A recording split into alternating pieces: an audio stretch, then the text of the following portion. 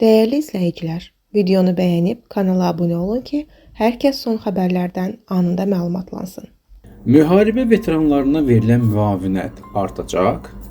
Milli Məclisin İqtisadi Siyasət, Sənaye və Sahibkarlıq Komitəsində yaşayış minimumu haqqında qanuna dəyişiklik layihəsi müzakirə olunaraq plenar iclasa tövsiyə edilib.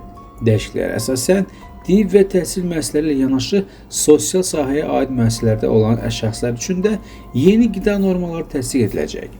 Hazırda qanunvericilik sosial sahəyə aid müəssisələri bu normalarla əhatə etmir ki, bu da həmin müəssisələrin imkanlarını məhdudlaşdırırdı. Yeni dəyişiklik bu boşluğu aradan qaldıracaq.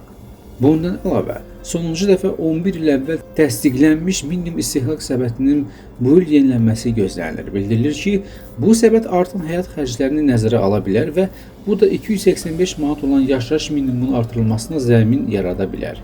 Yaşayış minimumu artdığı təqdirdə ona indeksləşdirilən sosial ödənişlər sıfır, cümlədən müharibə veteranlarına verilən 80 manatlıq aylıq müavinət də artıb-artmayacağı sual doğurur.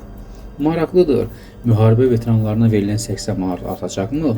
Xəbər verilir ki, məsələ ilə bağlı danışan Milli Məclisin deputatı Aydın Hüseynov bildirib ki, sosial islahat paketinin genişləndirilməsi dövlətin strateji və davamlı hədəflərindən biridir. Yaşayış minimumu haqqında qanuna ediləcək dəyişikliklər fonunda hökumətin sosial siyasəti yenidən gündəmə gəlib.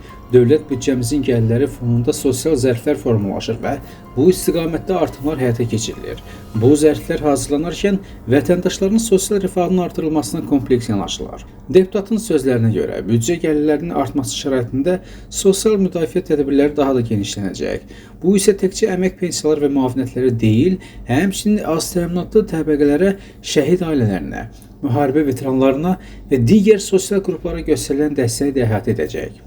Ölkənin maliyyə imkanları artdıqca bu artımların ən çox əks olunduğu sahə məhz sosial sektor olacaq. Əgər dövlət büdcəsinin gəlirləri əvvəlki illərlə müqayisədə artmağa davam edərsə, bu artımların birbaşa vətəndaşların sosial rifahına yönləndirilməsi baş tutacaq. Bu həm də hökumətin sosial ədalət prinsipinə sadiqliyinin göstəricisidir. Aydın Hüseynov yaşayış minimumu haqqında qanuna ediləcək dəyişikliklər çərçivəsində istehlak səbətinin yenidən müəyyənləşdirilməsi və onun 11 ildən sonra ilk dəfə yenilənməsi nəzərdə tutulur. Bu addım yaşayış minimumunun artırılmasına zəmin yaradacaq. Müharibə veteranlarına verilən 80 manatlıq müavinət yaşayış minimumuna uyğun indeksləşdiyi üçün eyni nisbətdə artacağı təqdirdə 15% artım halında müavinət təxminən 92 manat ola bilər. Bu rəqəmlər təxmini proqnozlar üzərində quruldu və dəqiq məbləğlər rəsmi təsdiqdən sonra məlum olacaq.